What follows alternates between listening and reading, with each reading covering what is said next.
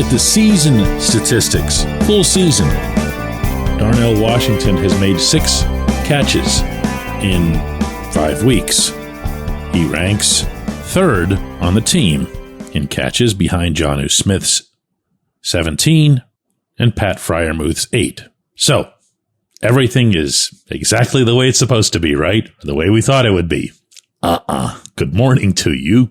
Good Wednesday morning. I'm Dejan Kovacevic of DK Pittsburgh Sports. This is Daily Shot of Steelers, presented by FanDuel. It comes your way bright and early every weekday. If you're into hockey and or baseball, I also offer daily shots of Penguins and Pirates that I hope you'll check out.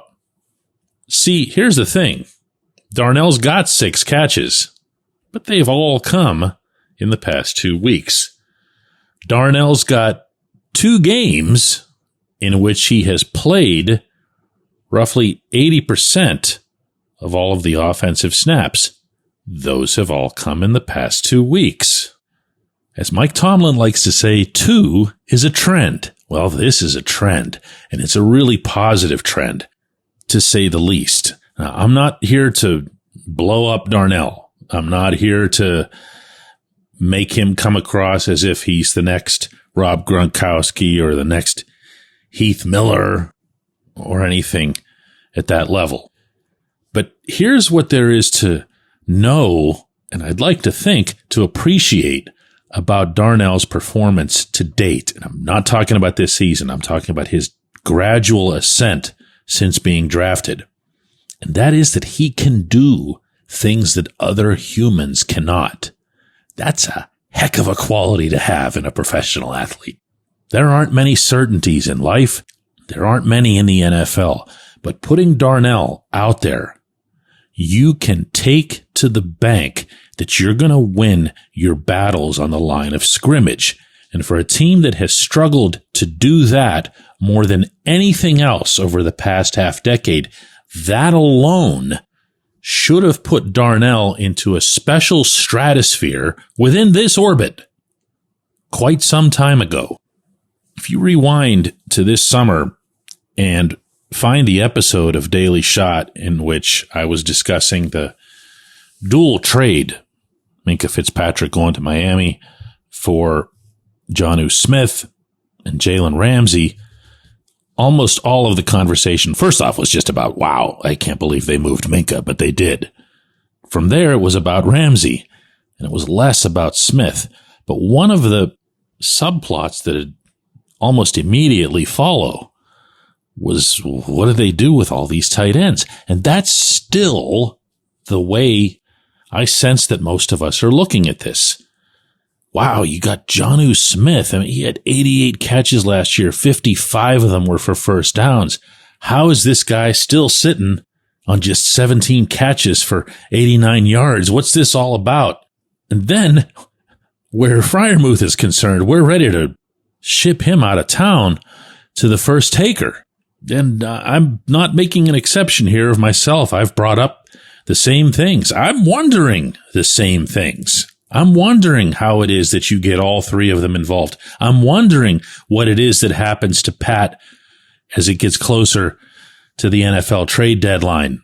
I'm also wondering, even just from the broader prism of this offense, if without a WR2, and again tomorrow night in Cincinnati without Calvin Austin, as opposed to whoever a hypothetical outside WR2 might be, how is it that you can't get all of these tight ends more involved? And I'd be remiss if I didn't throw Connor Hayward into there, since he just had the beautiful touchdown catch Sunday against the Browns. It's something to see, this tight end room right now. But I also get the sense that the hardest guy to miss in that room and his own elevation isn't being appreciated, isn't being applauded enough.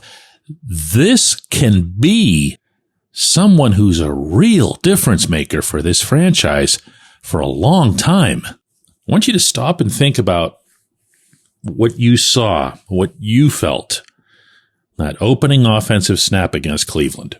You saw the Browns, Jim Schwartz stacking that box. He had 10 out of 11 players hovering within 2 yards. And you saw the Steelers in a standard formation. Darnell specifically lined up to Broderick Jones's left, exactly where he'd be in what I would call the training wheel set. And your expectations, I'm going to guess, were about as high as mine for how that was going to turn out. This was going to be 1.5 yards, a cloud of, well, whatever that particular field was going to emit on that day. And instead, Arthur Smith sets this up so that his big man, so that his 100%er that he has on the line is going to break off of there and run behind everybody. Couple that with Aaron Rodgers' perfect touch and a big burst, and there goes Mount Washington, soaring down the right sideline behind the Cleveland secondary. Those of you who are a little more, shall we say, experienced as fans of this franchise will remember what it felt like when the team picked up Eric Green. Complete beast as a tight end. Really agile, acrobatic, able to make the catch, turn and go. Green wasn't this, respectfully. Certainly not as a blocker. He was good at blocking. Darnell's elite. And on top of that, Darnell has continued to improve as a route runner, as a pass catcher, as someone who can be trusted in multiple scenarios. Come back to the ball. Just get us the first down. Run a quick slant right off the line. Pick up some bonus yards. Get the first down. See how many people on the other team make some smart business decisions for themselves and just kind of, ooh, wow, missed him. What a move he made. We didn't know what the Steelers had. Not all the way, not to this extent, in Darnell as recently as this summer. But I do recall reporting to you from St. Vincent College the day after Jonnu was acquired, including my one-on-one conversation with Darnell in one of those end zones there after that day's practice, that nothing had changed. There had been no sign that all of this preparation that had been done aimed at delivering a higher level of Darnell was abandoned. He was always going to be put in some form of this role. For that, I credit the coaching staff all the way up to Mike Tomlin. On a secondary tier, I credit Arthur Smith for never wavering in his faith in Darnell. And then even you can throw Rodgers in. Rodgers saw for himself a weapon, not just to add to the passing game, but somebody to maybe, help spare his life over on that left side next to Jones. He's no dummy. A lot of things have gone right for this team, both in Dublin and then back here against the Browns. I don't know that anything's gone better than what we've seen come of Darnell. He's TE1, my friends. He's TE1 right now. When we come back, J1Q. This segment of Daily Shot is brought to you by our good friends at Mike's Beer Bar. They're located on Federal Street, directly across from PNC Park. Mike has more than 500 beers on tap, including from more than 50 local breweries. Stop in and say hello. Tell Mike we sent you. Mike's Beer Bar. Football season's finally here. Time to check out the latest odds, futures, and win totals on the FanDuel Sportsbook. Think the Steelers are headed to the Super Bowl? Lock in your bets today. Whatever your game, FanDuel Sportsbook delivers the latest lines, futures, and specials, so you can join in on all the action.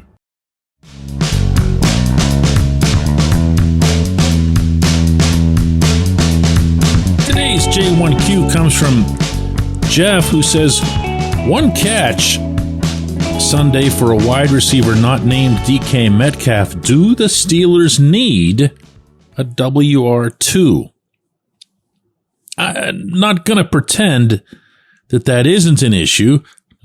Not going to pretend that it shouldn't be an issue. It's very real, just as it's been very real for what now? A year and a half? And no matter what it is that Calvin Austin does when healthy, it doesn't seem as if the Steelers nation as a whole is going to recognize him as being a WR2. Well, as I mentioned, Cal is not likely to play tomorrow night in Cincinnati. Didn't practice yesterday. I would expect that by the time that the final injury report comes out around 4 o'clock today, that you're going to find out that Cal's out again. No surprise, no upset, short week. Buy him some extra time to recover fully for Green Bay after that. Now, I've invested a lot of time on this program, in addition to my writing, in pushing for the WR2.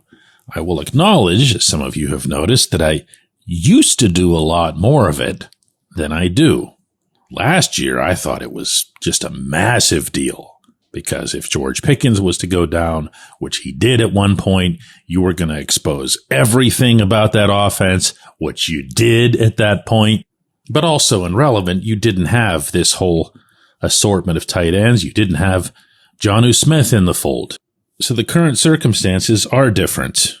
I went over the tight end scenario in the opening segment today. You didn't have that. The one catch that you're referring to on Sunday, Jeff, was, of course, Ramon Wilson. We also saw a lot of Scotty Miller lining up, and that is their wide receiving depth at the moment. That is going to be their wide receiving depth tomorrow night in Cincinnati. Does that serve as being enough for a contender, which is really now where you got to start placing this bar? You can't let the Steelers off the hook and say, they just had a nice start, but they're going to fade off to being whatever they're going to be, when you have an opportunity right now before the NFL's trade deadline, which is coming up in about 2.5 weeks on November 4th. The options are still open. And for what it's worth, I'm going to keep repeating my original reporting from Charlotte, North Carolina a few weeks back, that yes, Omar Khan is looking for wide receivers. He's also looking for support at the offensive tackle position. I shared that with you back then. Nothing's changed, in large part because nothing's changed. He hasn't gotten either one, obviously, but he wants to, and he hasn't stopped. So if you saw, heard, or read anywhere in the past few days that the Steelers are looking for a WR2, and it was being presented as if it was fresh news, they might as well have reported that Omar is still, breathing. Now, what's the urgency? I can't attest to Omar's urgency. I strongly suspect, though, if he was really, really desperate in either regard, that he would have found a way to pull the trigger on something, as opposed to trying to wait it out to see what's going to present itself to him, some of which might be a surprise before that deadline. That's how things usually go in professional sports. As you get closer to the deadline, teams have to start making decisions as to whether or not they're really in it or not, whether they want to be in it, whether they want to start heading in the other direction, if teams are thinking about draft position and so forth, whether they're more comfortable clearing a guy for cap space reasons than they might have been previously. He, Omar, wants it to happen. Now, what you asked is about a need, and what I'll do is I'll look at the current statistics for this team in the receiving category. That's not wide receiving, it's just receiving. Metcalf has 19 catches to lead the team. Or does he? He's actually tied with Kenny Gainwell. That was always part of the broader plan for this offense, to have Gainwell involved out of the backfield.